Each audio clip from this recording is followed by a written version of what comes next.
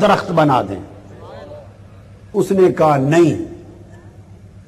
تو اس کا مطلب یہ ہوا کہ کھجور کے تنوں کا بھی عقیدہ تھا کہ مصطفیٰ جو چاہیں کر سکتے ہیں. فرمایا پھر جنت میں لگا دوں؟ اس نے کہا جنت میں لگا دیں.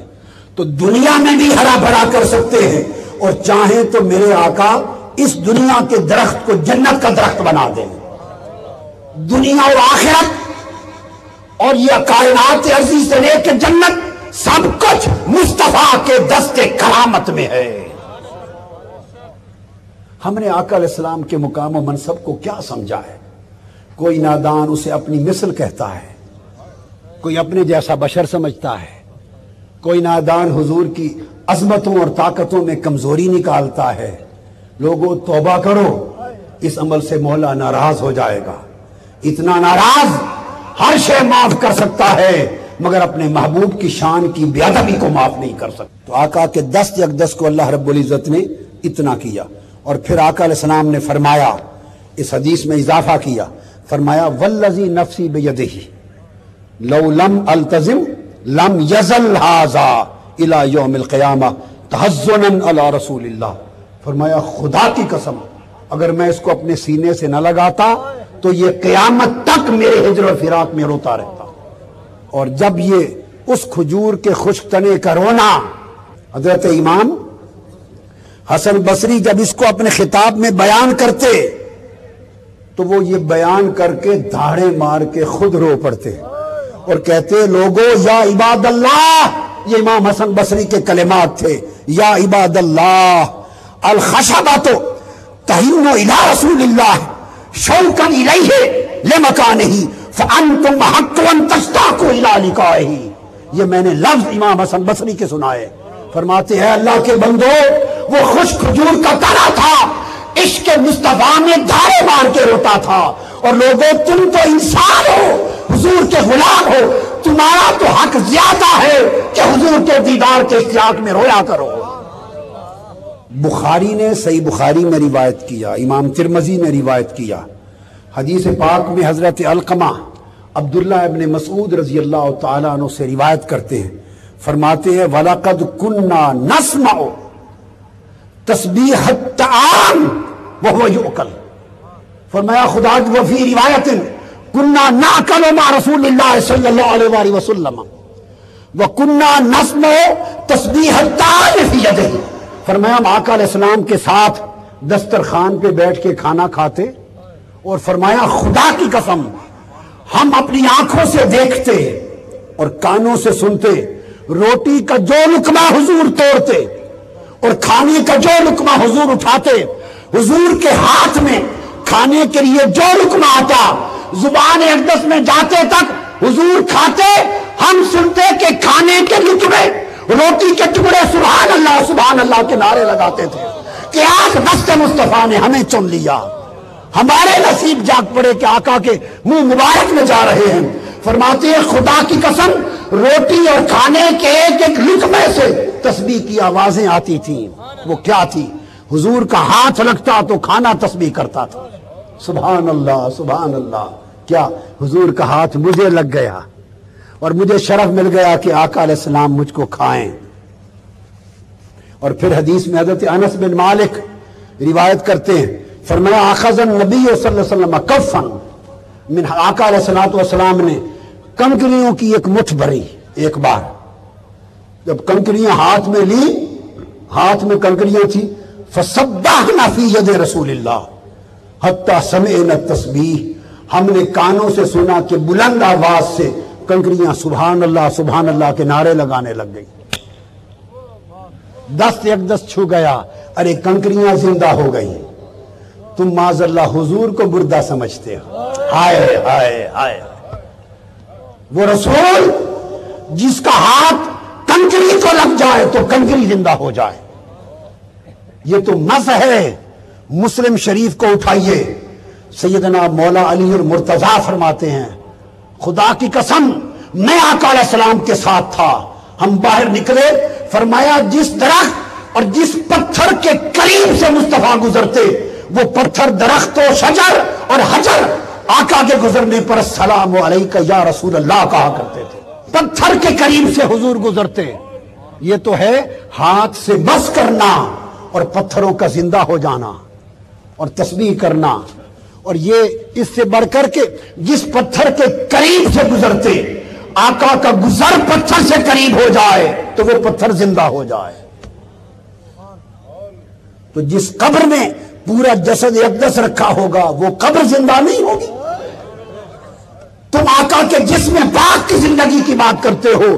خدا کی قسم قبر بھی زندہ ہے, گنبد خضرا بھی زندہ ہے, اور مدینے کی ہوائیں جو گنبد خضرا کو چھوتی ہے تمہارے میرے جیسے کروڑوں اربوں انسانوں ولیوں کتبوں غوثوں کی زندگی سے بھی اعلیٰ ہے. اٹھا کے دیکھیے صحیح مسلم کتاب المناقب, ترمذی شریف کتاب المناقب اٹھا کے دیکھیے.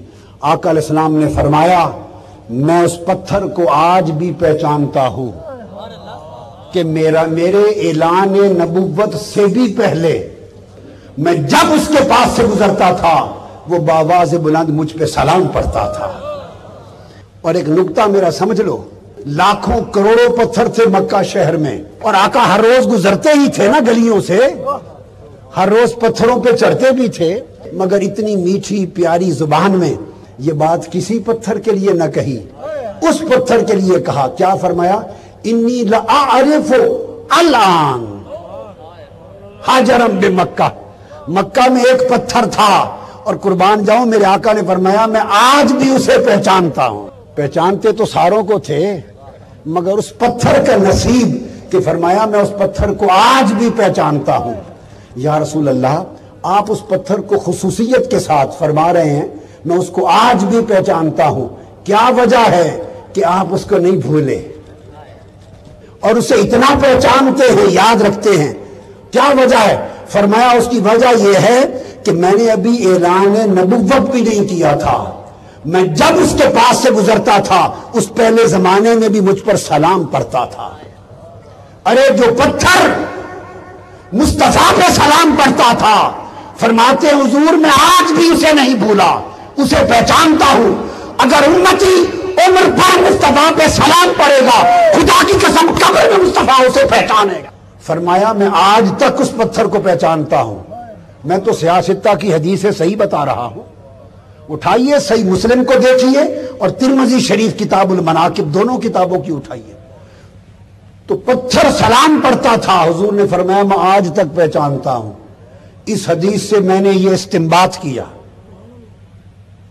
استدلال کیا, استخراج کیا کہ اگر پتھر سلام پڑھنے کی وجہ سے حضور کو ہمیشہ یاد رہا اور فرمایا میں پہچانتا ہوں, تو جو آدمی جس کی ساری عمر مصطفیٰ پہ سلام پڑھنے میں گزر جائے گی, میرا وجدان کہتا ہے خدا کی عزت کی قسم قبر میں جب جو حضور کے سلام میں فنا ہوگا, جو عشق اور محبت نبی میں فنا ہوگا, جس کا جینا مرنا نسبت نبی میں ہوگا, جو نسبت نبی میں فنائیت میں ہوگا, اور جس کا ظاہر باطن حضور کے سلام کے رنگ میں فنا ہوگا, جب قبر میں فرشتے اس سے پوچھیں گے ما کنت تقول فی اتخاذ رجل محمد, اس محمد صلی اللہ علیہ وسلم کی بارے میں کیا کہتا تھا, تو کچھ بعید نہیں ہے کہ اگر پتھر سلام کرنے والا حضور اس کو نہیں بھولے, فرما رہے ہیں کہ پہچانتا ہوں,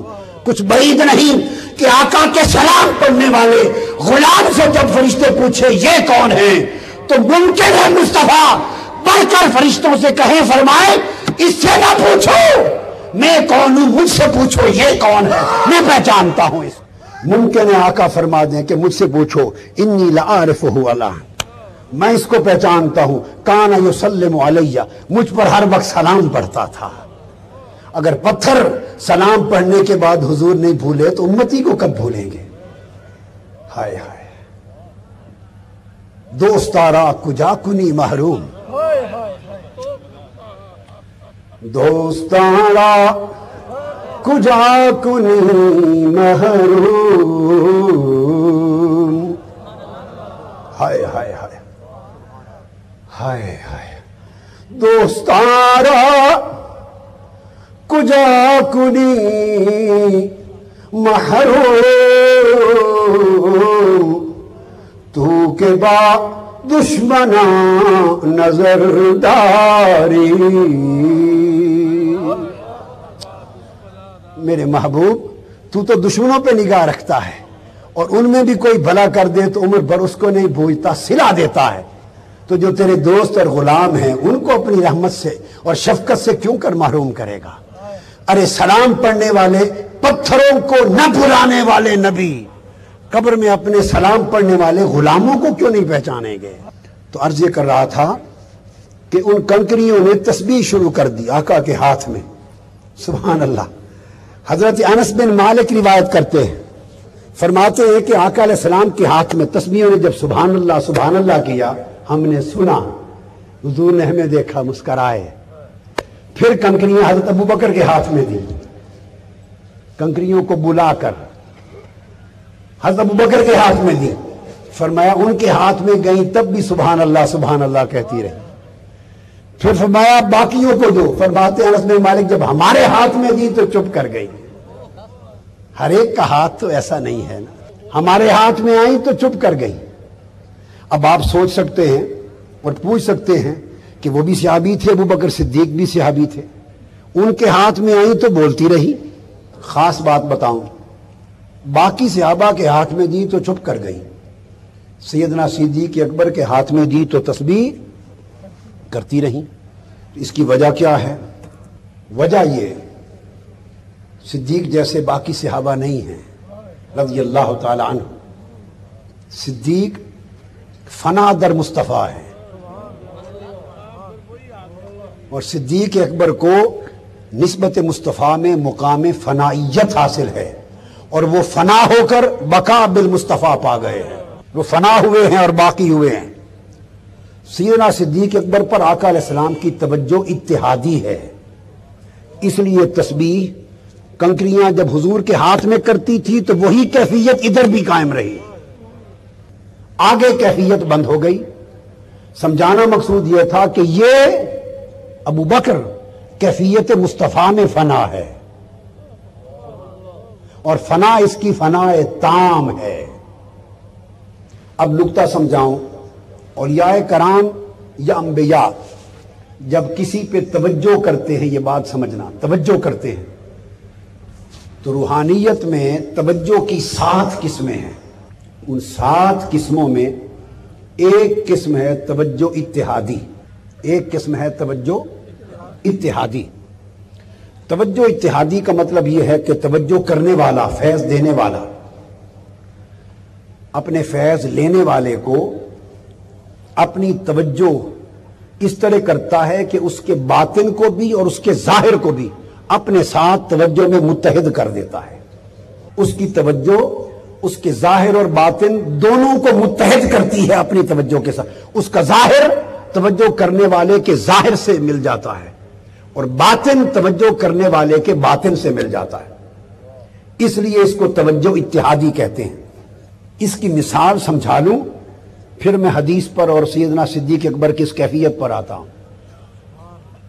یہ توجہ اتحادی وہ ہے جو حضرت خواجہ باقی باللہ، جو مشائخ نقش بند کے اکابر پیشواؤں میں سے ہوئے، حضرت خواجہ باقی باللہ رحمۃ اللہ علیہ نے نان بائی کو توجہ کی تھی. وہ توجہ اتحادی تھی. نان بائی تھا آپ کا باورچی روٹیاں پکاتا، سالن پکاتا تھا. لانگری، رات کو جب دن کو مہمان آتے تو لنگر وہی پکا کے لا کے پیش کرتا. ایک رات دیر سے آپ کے کوئی بڑے عزیز القدر مہمان آئے. اللہ والوں کے ایسے ہوتے ہیں خادم. مولانا روم کا بھی ایک لانگری تھا. میں اس کے مزار پر گیا. کونیا شہر کے بالکل باہر جنگل شروع ہوتا ہے وہاں پر. اس کو حضرت شیخ آتش باز کہتے ہیں. آتش باز. تو جب مہمان آتے تو وہ کھانا پکا کے پیش کرتا. ایک رات مہمان آئے دیر سے. مولانا روم نے فرمایا اپنے خادم کو، نان بائی لانگری کو، باورچی کو کھانا لاؤ. تیل نہیں تھا، لکڑی نہیں تھی، چولہے میں کچھ جلانے کا کچھ نہ تھا. اس زمانے بھائی کوئی گیس نہیں تھی. تو تیل مٹی پہ ڈالتے جلاتے تھے تو لکڑیاں ختم ہو گئی تھی، وہ تھوڑا سا تیل تھا، جلانے پکانے کا کچھ نہ تھا۔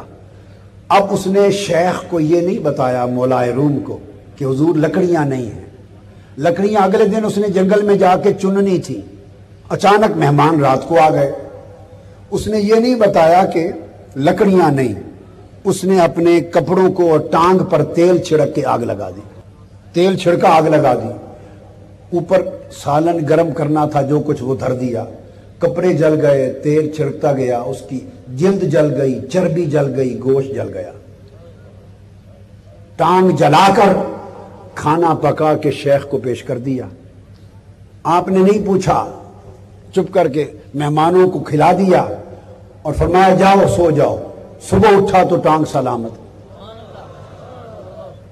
ٹانگ سلامت۔ اس نے پھر یہ وطیرہ کر لیا، جب کبھی مہمان آتے لکڑی نہ ہوتی وہ ٹانگ جلا دیتا، صبح اٹھتا ٹانگ سلامت ہوتی۔ جب کئی مرتبہ ایسا ہوا تو مولائے روم نے سینے سے لگا کے فیض یاب کر دیا، استقامت دیکھ لی۔ اس کو حضرت شیخ آتش باز کہتے ہیں، ان کا مزار کونیا میں باہر ہے۔ ایک 80 سالہ ایک مجاور اللہ والی فاطمہ نامی خاتون اس کی مجاور ہے، زیر زمین مزار ہے، اور روحانی طور پہ آج بھی رات مولائے روم حضرت شاہ شمس تبریز شیخ آتش باز کے دربار پہ رات کو مجلس کرتے ہیں۔ یہ ایک الگ باب ہے، رات کو مجلس کرتے ہیں، کچہری ہوتی ہے، ایسی خدمت کرنے والے اس طرح کا درجہ پاتے ہیں۔ تو یہ نان بائی لانگری حضرت خواجہ باقی باللہ رحمت اللہ علیہ کا، رات کو مہمان آ گئے، نان بائی اس لانگری نے خدمت کی، کھانا پیش کیا، حضرت خواجہ باقی باللہ رحمت اللہ علیہ خوش ہو گئے۔ جب خوش ہوئے تو آپ نے خوش ہو کے فرمایا اس باورچی کو بتاؤ کیا مانگتے ہو؟ سادہ آدمی تھا، اس نے کہہ دیا حضور اپنے جیسا بنا دے۔ سمجھ نہیں تھی ایسا کہنا ہے یا نہیں کہنا، آپ نے اسے چونکہ زبان کر لی تھی، توجہ اتحادی کی، توجہ اتحادی کی، اس کے باطن کو اپنے باطن سے رنگ دیا، اس کے ظاہر کو اپنے ظاہر سے رنگ دیا۔ جب باطن اور ظاہر دونوں رنگے جائیں تو ظاہر کی شکل بھی بدل جاتی ہے، اور شکل ایسی ہو جاتی ہے جیسے شیخ کی، اور دیکھنے والے کو یہ بھی پتہ نہیں چلتا کہ مرید کون ہے، شیخ کون ہے۔ یعنی ظاہر بھی اتنا بدل جاتا ہے، باطن تو بدلتا ہی ہے۔ تو نان بائی جب باہر نکلا توجہ اتحادی کے بعد تو پتہ نہیں چلتا تھا صبح کہ حضرت خواجہ باقی باللہ کون ہے اور باورچی کون ہے۔ شکل بھی بدل کے خواجہ باقی باللہ والی بن گئی تھی، رنگ روپ شکل سارا کچھ وہ بن گیا تھا۔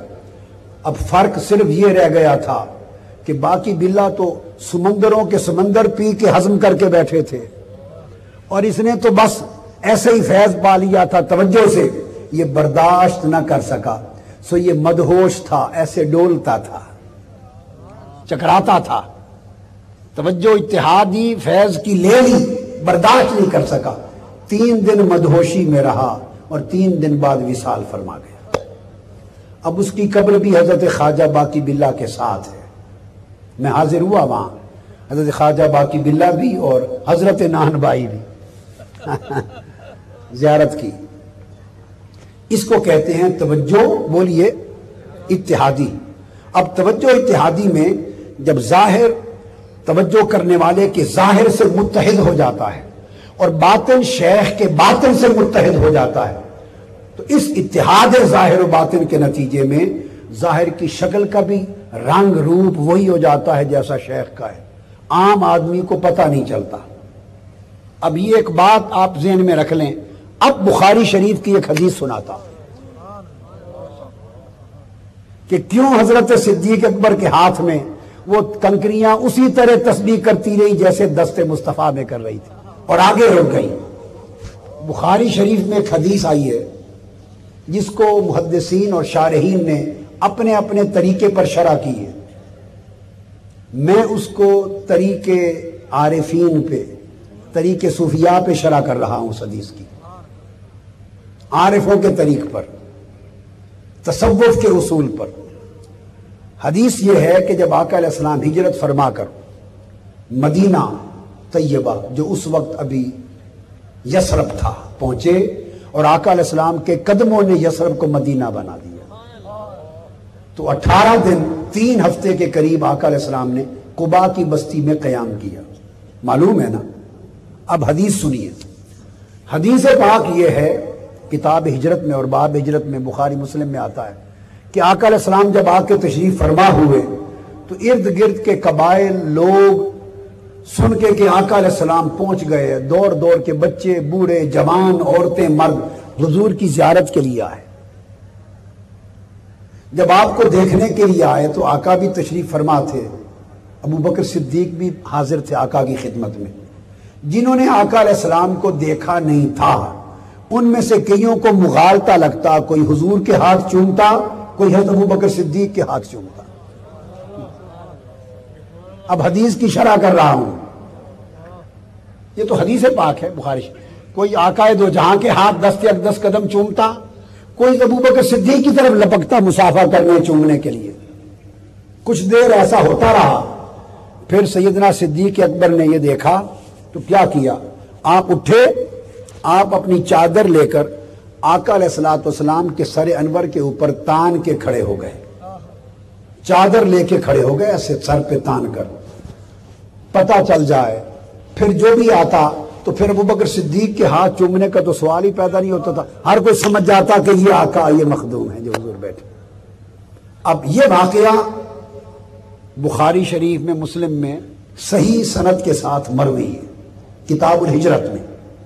اس پر علماء اور شارحین اور محدثین نے بحثیں کی، وہ چادر تان کے کیوں کھڑے ہو گئے؟ کئیوں نے یہ لکھا کہ دھوپ سے آقا علیہ السلام کو بچانے کے لیے، دھوپ تھی تو چادر اس لیے تانی کے دھوپ سے بچائیں۔ یہ جواب درست نہیں ہے، احترام کے ساتھ یہ جواب درست نہیں اور مطابق واقعہ نہیں، اس لیے کہ یہ احادیث صحیحہ سے ثابت ہے کہ آقا علیہ السلام کے سر انور پر تو ہر وقت دھوپ میں بادل کا سائبان رہتا تھا، بادل سائبان بنا رہتا تھا، حضور پہ تو دھوپ پڑتی نہیں تھی، بادل کا سایہ رہتا تھا۔ تو جب ہر وقت بادل کا سایہ رہتا تھا، دھوپ پڑتی نہیں تھی، تو پھر دھوپ سے بچانے کے لیے چادر کیسی؟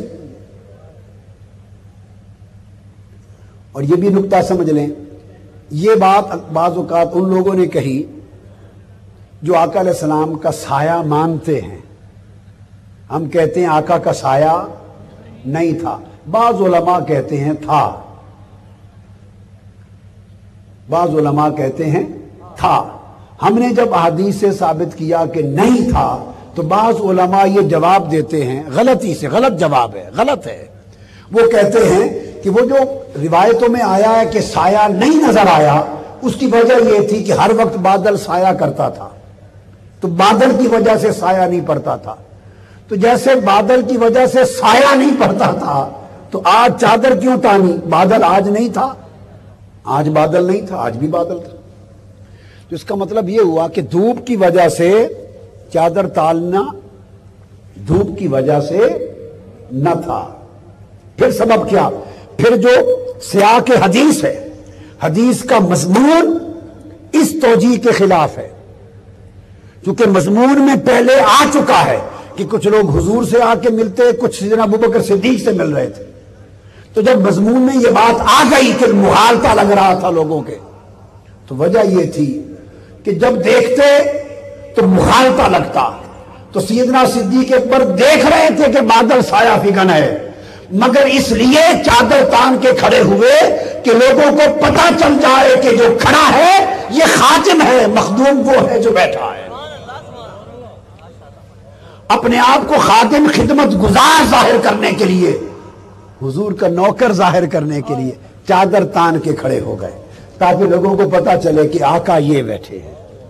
اب سوال پیدا ہوتا، اگلا سوال یہ ہوا، یہ بات تو سمجھ میں آ گئی، آپ کو بھی آ گئی نا؟ اسی وجہ سے کیا تاکہ لوگ مغالطے سے نکل جائیں. لیکن سوال یہ ہے کہ یہ مغالطہ لگا کیوں؟ کوئی شکل ایک جیسی تھوڑی تھی. یہ مغالطہ لگا کیوں؟ شکل ایک جیسی نہ تھی، صورت ایک جیسی نہ تھی، ظاہر کے خد و خال، رنگ و روپ تاجدار کائنات کے چہرے اقدس جیسا تو کسی کا چہرہ نہ تھا. صرف چہرے کی اگر مشابہت تھی تو حسن اور حسین کی تھی. اوپر کا حصہ اور نیچے کا حصہ حسن کا حسین کی مشابہت ان کی تھی. یا کلام اور صورت میں مشابہت تھی تو سیدہ فاطمہ الزہرا کو تھی. صحابہ کرام میں سے تو کسی کی مشابہت شکل و صورت میں تھی ہی نہیں. تو مغالطہ کیوں لگا؟ اس مغالطہ کی توجیہ توجہ اتحادی کی شرح سے کر رہا ہوں. وجہ یہ ہوا کہ مکہ سے چلے تھے تو شکلیں الگ الگ تھیں. ہائے ہائے، اپنی اپنی شکل تھی. جب 3 راتیں غار ثور میں بیٹھے رہے، ہائے ہائے ہائے، غار ثور میں صدیق اکبر کی گود تھی، مصطفیٰ کا چہرہ تھا اور کوئی تیسرا درمیان میں نہ تھا. اور قرآن نے کہا ثانی اثنین اذ ہما فی الغار، 2 میں سے ایک دوسرا تھا، 2 میں سے دوسرا تھا.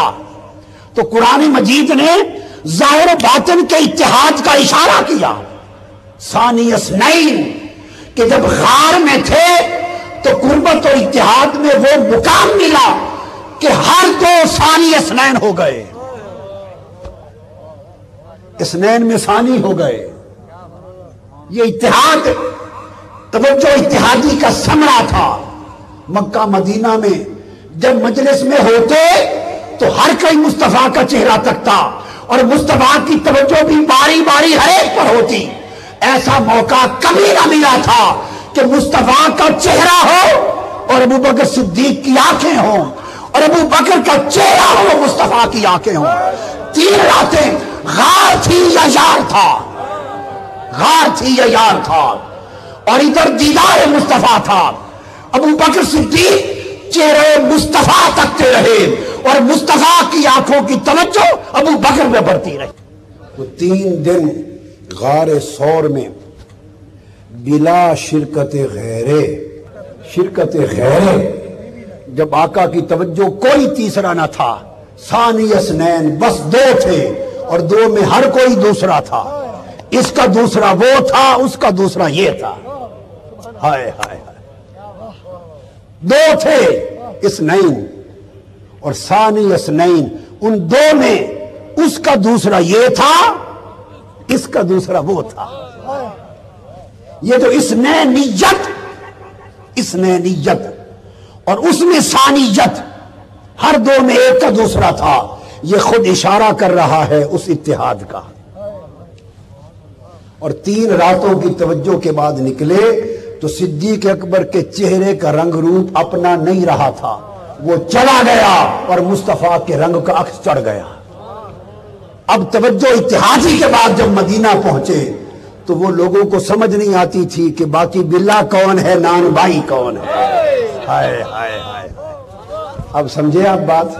باقی باللہ کون ہے، نان بھائی کون ہے. یہ چادر تان کے کھڑے ہونے کی بات. یہ خواجہ حضرت اویس کرنی کا ماجرا بھی ہوا. آخر عمر میں خواجہ اویس کرنی مکہ میں حرم کعبہ میں تھے. 6 غلام آپ کے خدام تھے خدمت میں ہر وقت. وصال سے پہلے آپ نے ان کو توجہ اتحادی دی. 6 کا رنگ روپ بدل کے اویس کرنی بنا دیا. اب مختلف علاقوں میں مختلف ملکوں کے رہنے والے گئے اور الگ الگ جگہوں پر وفات ہوئی.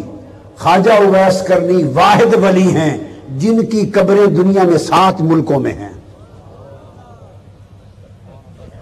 7 جگہوں پر ہے. جدھر کوئی گیا لوگ سمجھتے اویس کرنی ہے.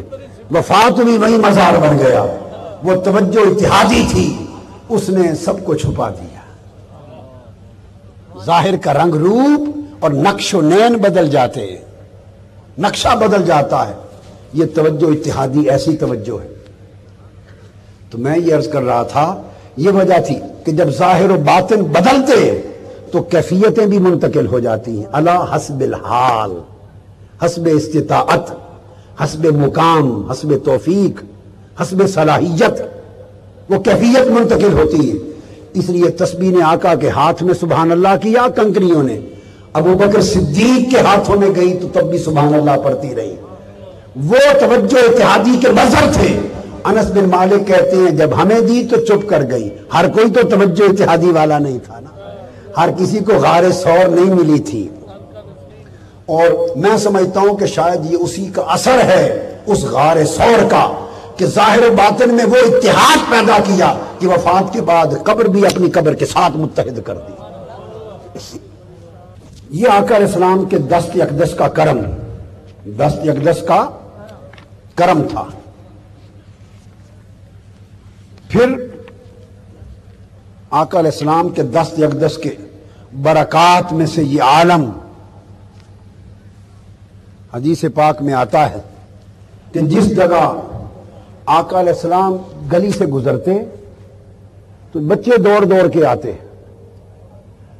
اور آقا علیہ السلام کے آگے اپنے چہرے کر دیتے. کتب حدیث اور کتب سیر بھری پڑی ہیں، میں ان کے حوالے بتانے لگوں تو قطاریں لگ جائیں. آقا علیہ السلام کسی کی ایک گال پہ دست اقدس پھیر دیتے، کسی کے دو گالوں پر پھیر دیتے. صحابی کہتے ہیں جس کے ایک گال پہ ہاتھ پھیرا مرتے دم تک اس کا وہ گال زیادہ حسین ہو گیا، دوسرا گال وہی رہا جو ماں نے جنا تھا. جس پہ آقا کا ہاتھ لگ گیا وہ چمکنے لگ گیا. کسی کے دونوں گالوں پر دست اقدس پھیرا، دونوں چمک اٹھے. ایک صحابی کہتے ہیں کہ خدا کی قسم حضرت قتادہ بن ملحان صحابی ہیں، قتادہ بن ملحان، امام احمد بن حنبل نے روایت کیا مسند میں اور امام بہقی نے، فرماتے ہیں کہ بچپن میں آقا علیہ السلام نے میرے چہرے پر دست اقدس پھیرا. صحابہ کہتے ہیں اس کے چہرے پر دست اقدس پھیرا تا دم وفات اس کا چہرہ اتنا چمکتا تھا کہ جو شخص اس کے چہرے کو دیکھتا اسے آئینے کی طرح اپنا چہرہ نظر آتا تھا. اتنا چمک گیا تھا اس کا چہرہ کہ آئینہ بن گیا تھا. ہم اس کو دیکھتے اس کے چہرے اور گالوں میں اپنے چہرے کی جھلک نظر آتی تھی. دست مصطفیٰ نے چہرہ چمکا دیا. اور حضرت حنزلہ بن حزیم، حضرت حنزلہ وہ فرماتے ہیں کہ آقا علیہ السلام نے میرے سر پہ دست مبارک پھیرا، سر پر. کئی صحابہ ہیں، سر پہ دست مبارک پھیرا اور فرماتے ہیں کہ اس کے بعد ان کی وفات تک یہ عالم رہا کہ جس شخص کے چہرے پر ورم ہوتا، جس بکری کے تھن پہ ورم ہوتا، تھن پہ کوئی مریض ہوتا، لوگ حضرت حنزلہ کے گھر لاتے اور ان کے سر کے وہ بال جن پر آقا علیہ السلام کا دست اقدس لگا تھا وہ بال پھیرتے، سب مریض شفا یاب ہو جاتے، مریض شفا یاب ہو جاتے. امام احمد بن حنبل اور امام بہقی روایت کرتے ہیں حدیث. اور آقا علیہ الصلوۃ والسلام ایک اور حدیث ہے، ایک صحابی کہتے ہیں ان کے ایک اور کے صحابی کے سر پہ ہاتھ مبارک پھیرا، وہ مجنوں تھا، دماغ کی مرض تھی، شفا یاب ہو گیا. وفات تک جو پاگل مجنوں ہوتا اس کے گھر لاتے، اس کے سر کے بال اس پہ پھیرتے، شفا یاب ہو جاتا.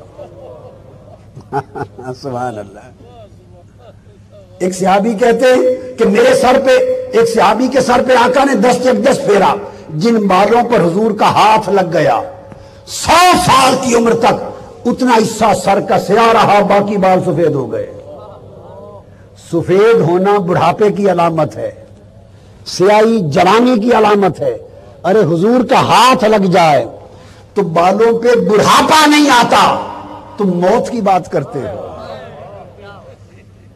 آقا علیہ الصلوۃ والسلام کے دست اقدس کی کرامات کا یہ عالم، اس کو پھر قرآن مجید نے بیان کیا ہے، جس کو امام ابن ہشام نے جس کو روایت کیا اور قرآن مجید نے اس کو بیان کیا کہ آقا علیہ الصلوۃ والسلام اس سے قبل امام ابن ہشام اسیرت النبویہ میں بیان کرتے ہیں، جب آقا علیہ السلام نے فتح مکہ کر لی اور مکہ معظمہ میں داخل ہوئے، آپ نے اونٹنی پہ سوار ہو کر طواف مکمل کیا. اونٹنی سے نیچے آئے، دیکھا سیر کعبہ میں 360 بت ہیں. اور امام ابن شام نے اور دیگر اصحاب السیر نے روایت کیا ہے کہ وہ لوہے کے، پتھر کے، سٹیل کے بت جتنے اوپر تھے اتنے ہی نیچے زمین میں فرش صحن میں گاڑے ہوئے تھے.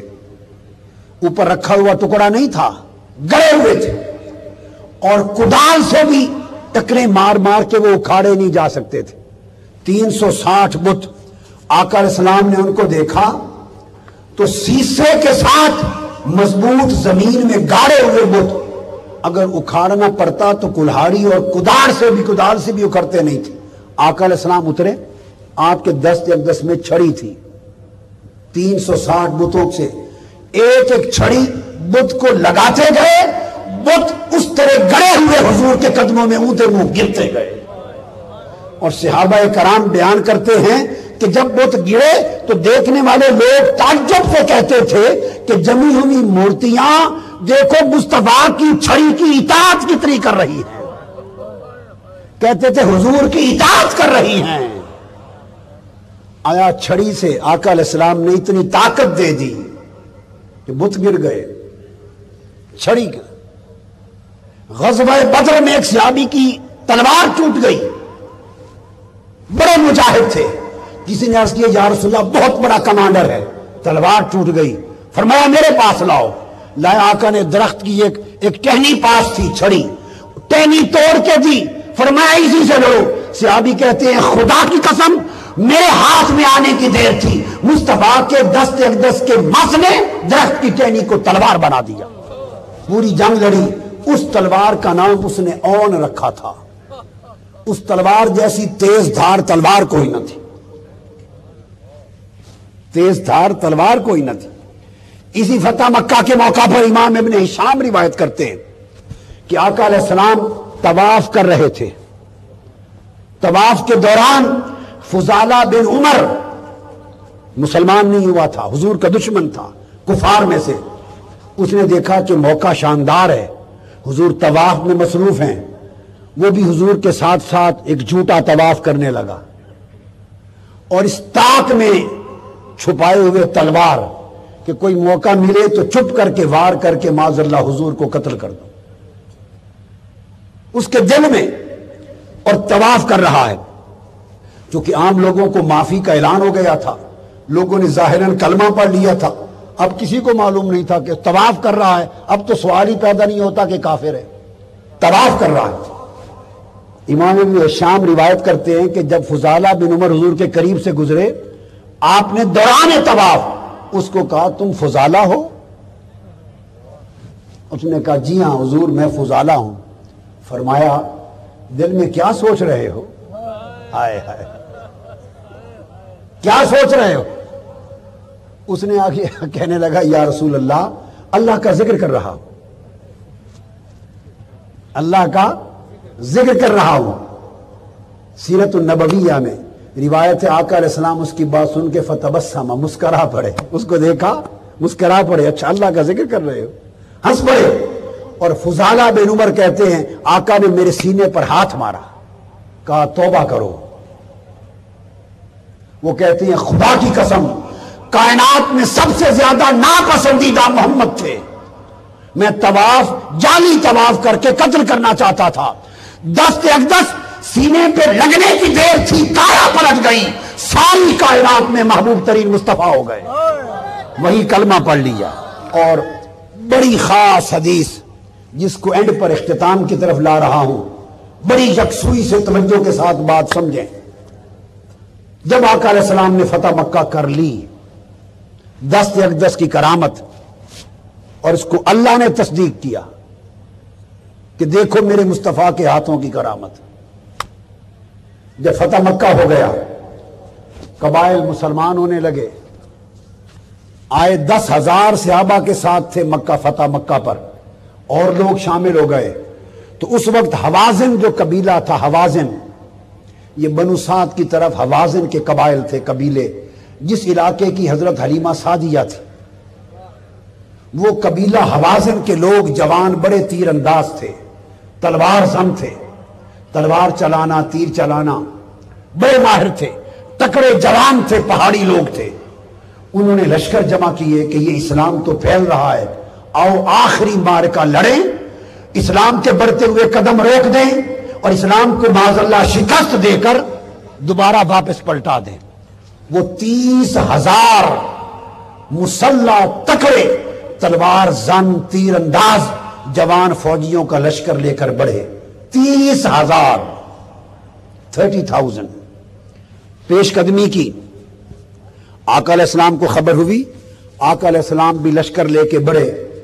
اسلام کی تاریخ کا سب سے بڑا لشکر تھا اس دن، 12,000 اہل اسلام کا لشکر لے کے آقا علیہ السلام بڑھے۔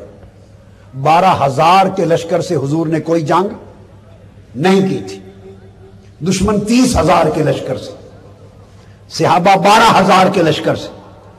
اب قرآن مجید کہتا ہے انسان ہی تھے نا، 12,000 کا لشکر دیکھا، نئے نئے جوان، نئے نئے شامل ہونے والے لوگ دیکھا تو وہ اپنی کثرت کو دیکھ کر اترا گئے۔ انہوں نے جب اپنی کثیر تعداد کو دیکھا تو تھوڑا سا گھمنڈ آ گیا اور اللہ پاک نے ان کی بات پکڑ لی۔ اللہ پاک نے قرآن مجید میں فرمایا وَيَوْمَ حُنَيْن، یہ غزوہ حنین تھا جس میں قبیلہ حوازن کے لوگ لڑ رہے تھے، غزوہ حنین تھا۔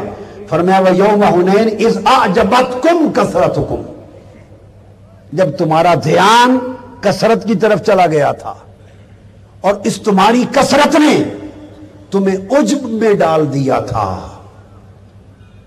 تمہاری کثرت نے تمہیں گھمنڈ میں ڈال دیا تھا، تمہارا دھیان کثرت کی طرف گیا تھا اور وہ جو نمائندہ وحدت تھا اس سے دھیان ایک لمحے کے لیے ہٹ گیا تھا۔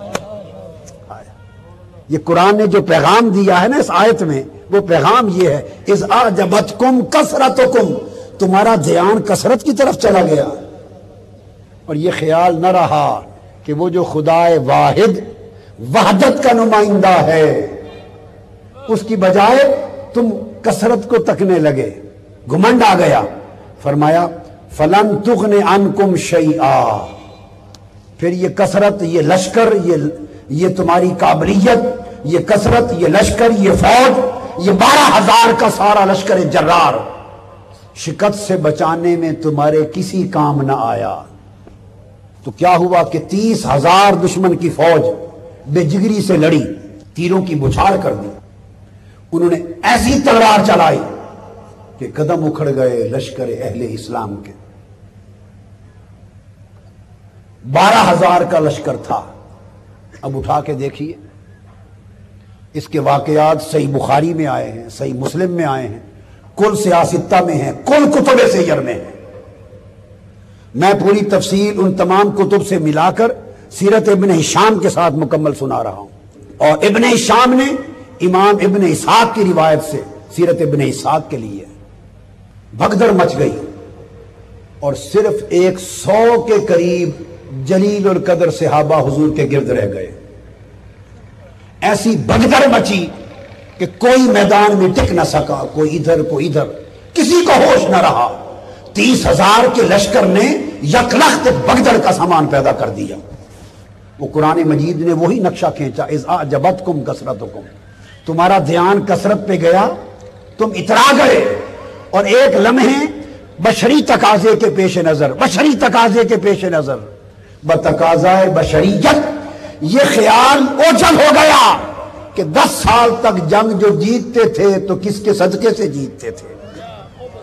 تمہارا دھیان فوج کی طرف چلا گیا۔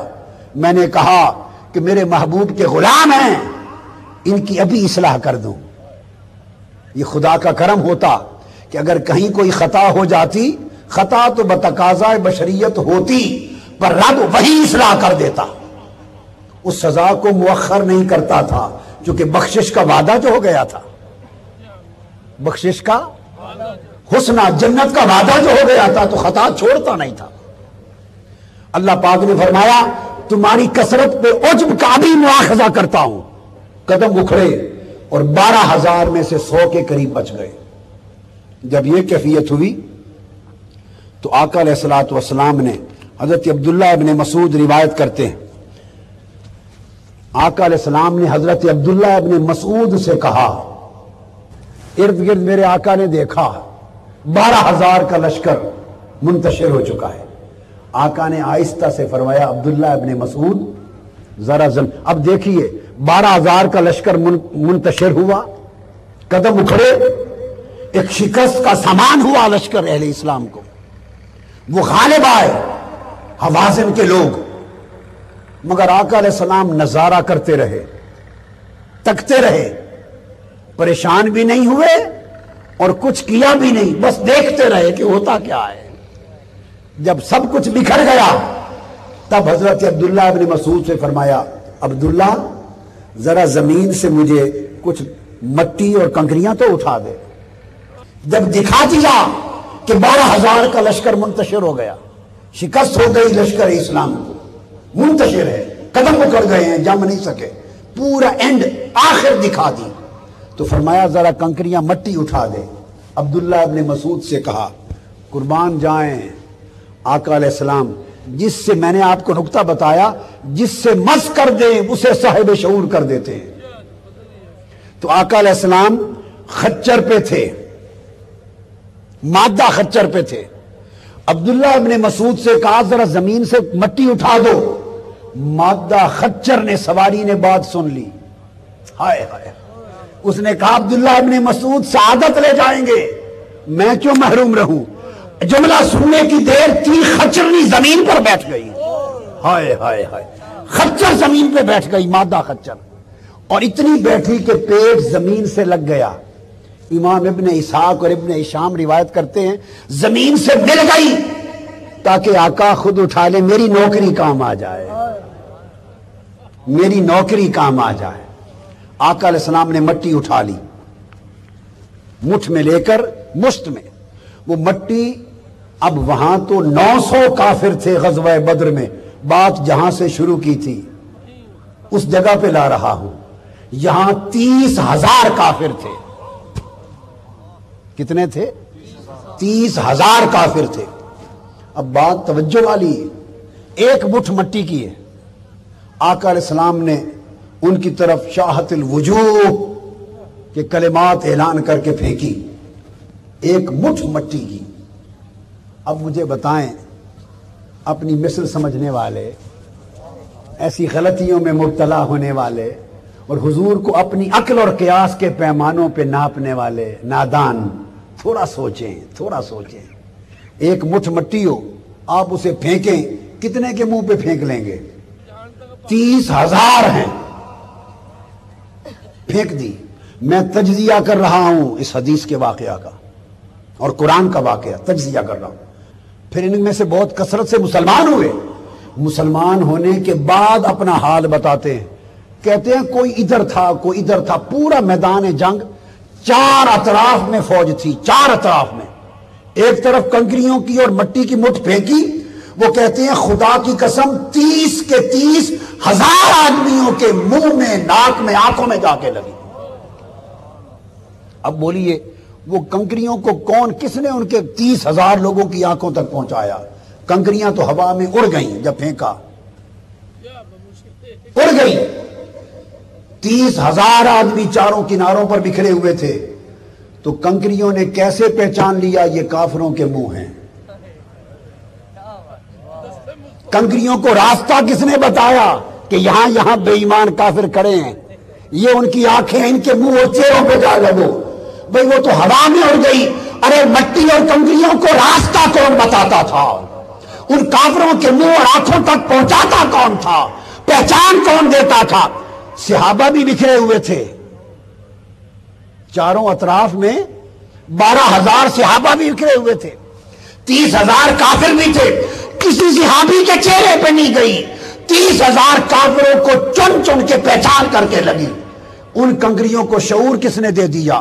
ایک مصطفیٰ کے ہاتھ نے کنکریوں کو شعور دے دیا، اور پھر ان کے قدم اکھڑے اور 12,000 صحابہ کا لشکر جرار انہیں ہرا نہ سکا، شکست کھا گئے۔ آقا علیہ السلام کے ایک ہاتھ کی کنکریوں نے 30,000 کے لشکر کو شکست دی، وہیں شکست دی۔ اور یہ وہ جنگ ہے جس میں صحابہ بکھر گئے تھے۔ اس جنگ میں مسلمانوں کے لشکر کے صرف 4 آدمی شہید ہوئے۔ صحابہ کتنے؟ صرف 4 شہید ہوئے اور کافر قبیلہ حوازن کے 300 مارے گئے، 300 مارے گئے۔ 24,000 اونٹ ان کے مال غنیمت میں پکڑے گئے، 40,000 سے زیادہ بکریاں آئیں، 6,000 عورتیں باندیاں ہو کے آئیں، 1000 مرد آئے، 4,000 اوقیہ چاندی آئی، بیل گائے آئے۔ اتنا بڑا مال غنیمت اسلام کی 10 سال کی تاریخ میں نہ تھا۔ اتنی بڑی فتح کس نے ہوئی؟ ایک مصطفیٰ کے ہاتھ کی کنکری سے۔ وما رمیت اذ رمیت ولکن اللہ رمی ید اللہ فوق ایدیہم۔ یہ کوئی مصطفیٰ کا اپنا ہاتھ تھوڑا تھا، یہ خدا کا ہاتھ تھا، لہراتا مصطفیٰ کا تھا، ہوتا خدا کا تھا، لہراتا مصطفیٰ کا تھا، ہوتا خدا کا تھا۔ تو اللہ پاک نے جو فرمایا فلن تغن عنکم شیئا، کہ تمہیں تمہاری کثرت نہ بچا سکی، تو مطلب کیا ہے؟ فرشتے تو نہیں اترے، بات سمجھیں، 12,000 کی کثرت تمہیں شکست سے نہ بچا سکی، تو کس نے بچایا؟ مصطفیٰ کے ہاتھ نے بچایا، ہاتھ نے بتایا۔ اور ہاتھ اس وقت حرکت میں آیا جب شکست اپنے اینڈ کو پہنچ گئی۔ اگر پہلے کنکریاں پھینکتے تو آج تک بحث ہوتی، کوئی کہتا کہ لشکر جنگ جیتا، کوئی کہتا حضور کی برکت ہوئی۔ رب نے کہا پہلے لشکر کا حال اینڈ ہو جائے، شکست ہو لے، تاکہ کوئی غلط تشریح نہ کر سکے۔ صفایا کر دیا۔ جب ہر طرف سے معاملہ کلیئر ہو گیا، اب دست مصطفیٰ حرکت میں آ کے فرمایا کہ میں چاہوں تو شکست کو ایک کنکریوں کی مٹھ سے فتح میں بدل دوں۔ تو تاجدار کائنات صلی اللہ علیہ وآلہ وسلم کے دست اقدس کا یہ کرم، یہ حضور جدھر توجہ کرتے اس کو شعور دے دیتے۔ ایک جنگ کے دوران حدیث پاک میں آتا ہے، ایک غلام، حبشی غلام آقا علیہ السلام کے سامنے آیا، اس کی کایا پلٹ گئی، کافر تھا، آپ کے خلاف جنگ لڑ رہا ہے۔ پوچھا یا رسول اللہ اگر میں کلمہ پڑھ لوں تو کیا دو گے؟ حضور نے فرمایا جنت۔ اس نے کلمہ پڑھ لیا، کلمہ پڑھ کے عرض کرنے لگا آقا اب کیا حکم ہے؟ فرمایا ہمارے ساتھ مل کے جہاد کرو۔ اس نے تلوار اٹھا لی، اب اسلام کے لشکر میں آ کے لڑنے لگا۔ اس نے کہا حضور میرے پاس کچھ بکریاں ہیں، لوگوں کی کرائے پر چراتا ہوں، کسی گھر کی 1 ہے، کسی کی 2، کسی کی 4، اس طرح سینکڑوں بکریاں ہیں جو میں اجرت پہ چراتا ہوں۔ اگر لڑتا لڑتا میں شہید ہو گیا تو وہ ساری بکریاں جو میرے پاس ہیں انہیں گھر تک کون پہنچائے گا؟ ان کے تو مالکوں کے گھر کا بھی کسی کو پتا نہیں۔ تو یا رسول اللہ جنگ شروع کرنے سے پہلے یہ بتا دیں بکریاں مالکوں کو کیسے پہنچاؤں؟ آقا نے اسے کنکریاں اٹھا دی، فرمایا یہ کنکریاں ان بکریوں کو مارو، ان بکریوں کو لگے گی میرے صدقے سے اتنا شعور آ جائے گا، ہر بکری خود چل کے اپنے مالک کے گھر پہنچ جائے گی۔ ہائے ہائے، اس حبشی غلام نے کنکریاں آقا سے لے کے اپنی بکریوں کے پورے ریوڑ کو ماری، ہر بکری اور 2 بکریاں چلتے چلتے خود شہروں میں، قصبوں میں اپنے مالکوں کے گھر جا پہنچی۔ ارے مصطفیٰ کا مس کنکریوں کو ہو جائے تو بکریوں کو شعور دے دے۔ اور بدقسمتی ہے کہ جو حضور کا امتی ہو اور اس کو شعور نہ ملے۔ آقا علیہ الصلوۃ والسلام کی بارگاہ سے اس تعلق کو استوار کرو، اس تعلق کو استوار کرو، کیونکہ آقا علیہ الصلوۃ والسلام کے اس تعلق میں اللہ رب العزت نے سارے خزانے برکتوں کے، حدیث پاک میں ہے اس دنیا میں نہیں بلکہ یہ ہاتھ قیامت کے دن بھی ایسا ہی ہاتھ ہوگا۔ آقا نے فرمایا الکرامت والمفاتیح یومئذ بیدی، قیامت کے دن ساری بزرگی اور جنت کی ساری چابیاں میرے ہاتھ میں ہوں گی۔ دنیا اور آخرت کے سارے خزانے ہیں، دنیا اور آخرت کی ساری نعمتیں، دنیا اور آخرت کی ساری برکتیں، دنیا اور آخرت کی ساری سعادتیں، آؤ اس آقا دو جہاں کے قدموں سے لپٹ جاؤ، ان کی کملی میں آ جاؤ، ان کے عشق اور محبت میں فنا ہو جاؤ، ان کی نسبت غلامی میں فنا ہو جاؤ، ان کے لیے جیو، ان کے لیے مرو، ان کی غلامی کے راہ پہ چلو، اور حضور علیہ السلام کی عظمت کہ ترانے گاؤ، ایسی عقیدت محبت عشق استوار کر لو کہ آقا علیہ السلام کے دست اقدس کا سایہ اور کملی کا سایہ دنیا میں، قبر میں، آخرت میں آپ سب کے سر پہ ہو جائے۔ سارے خزانے دنیا و آخرت کے اللہ نے حضور کے ہاتھ میں دیے، حضور کے ہاتھ میں دیے۔ حضور نے یہ بھی فرمایا کہ سوتے ہوئے اللہ نے زمین کے سارے خزانوں کی کنجیاں میرے ہاتھ میں دے دی، حدیث پاک۔ تو آقا علیہ السلام کے ہاتھ کو اللہ نے اپنے سب خزانوں کا وارث بنا دیا، ساری برکتوں کا منبع بنا دیا اور ساری کرامتوں اور سعادتوں کا سرچشمہ بنا دیا۔ حضور علیہ السلام کے ساتھ اس تعلق کو استوار کریں، یہی ایمان ہے۔ حضور کی عظمت ایسی سمجھنا کہ حضور جیسا کسی کو نہ سمجھنا، اور آقا علیہ السلام کا صدقہ کائنات اور آخرت کی ساری نعمتوں کا حضور کا صدقہ سمجھنا، یہ ایمان ہے۔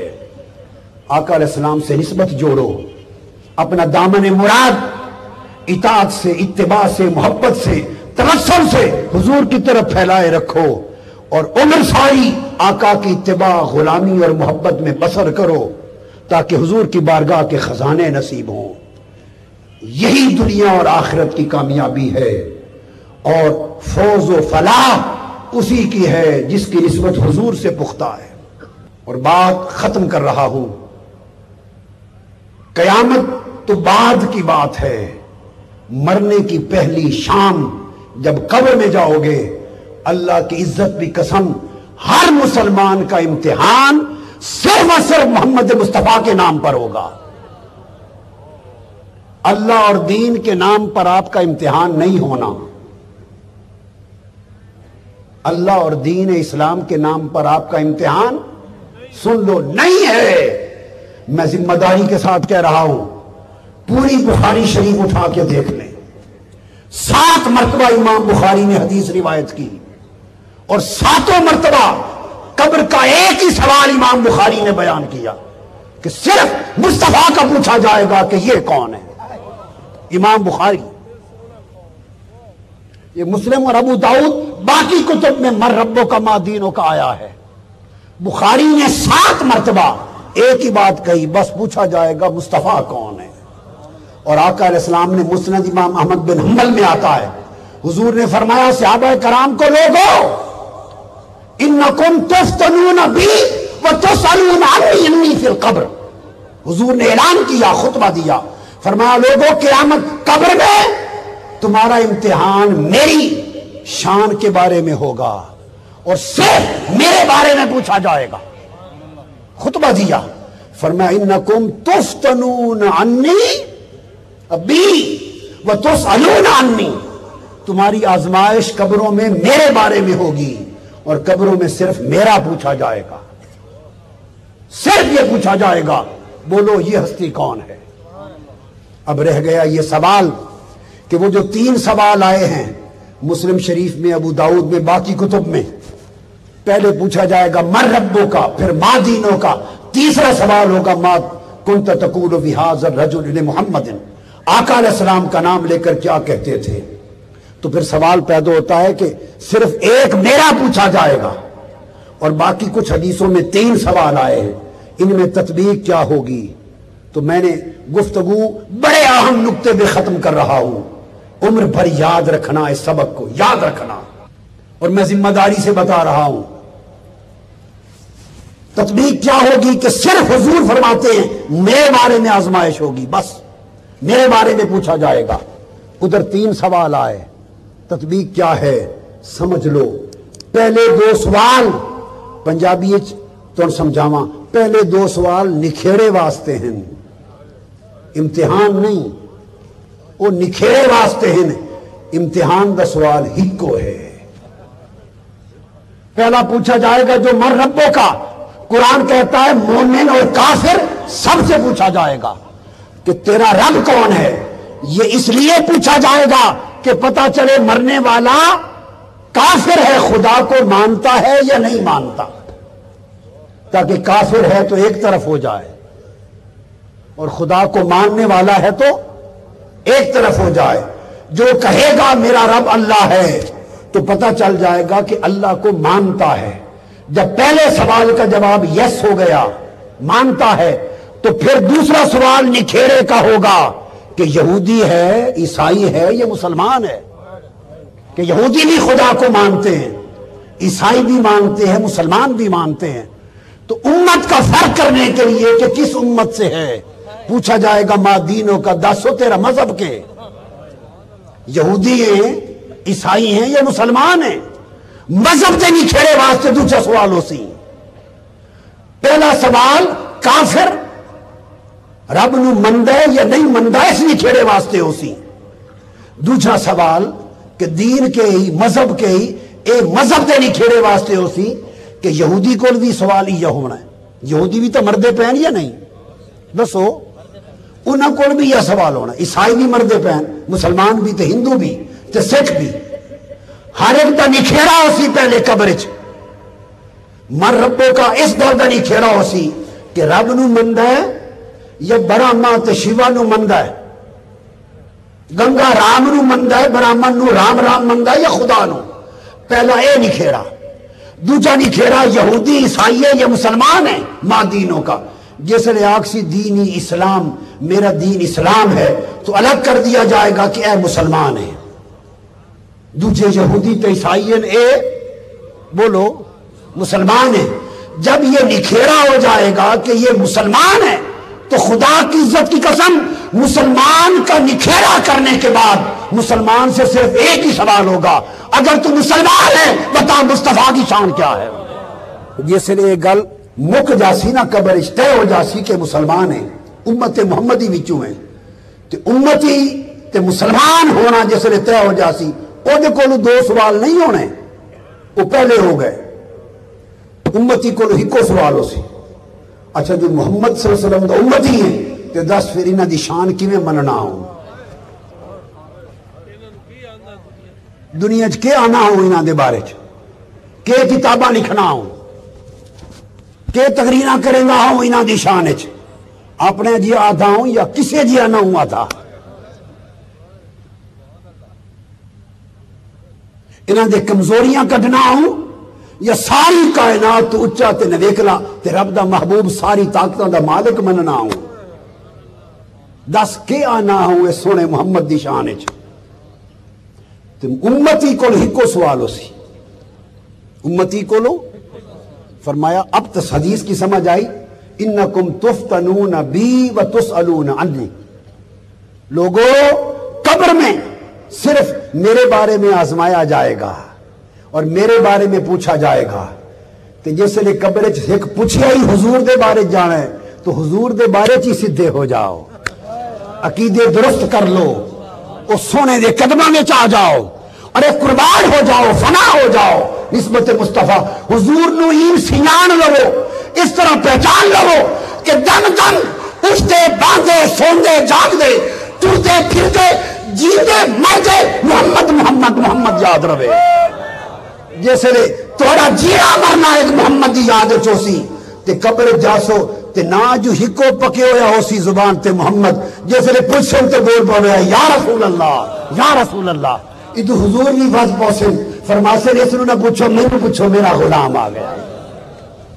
اللہ پاک آقا دے نال اس طرح دی غلامی تے نسبت عشق عطا کرے۔ میں آخر تے پھر شاہوالا شریف نو تے بارو شریف نو تے ساریاں دا مرشد خانہ سواک شریف نو تے تمام مشائخ تے بزرگاں نو تے توان سب نو مبارکباد دینا کہ حضور دی بارگاہ وچ محفل قبول ہو جائے، وما علینا الا البلاغ۔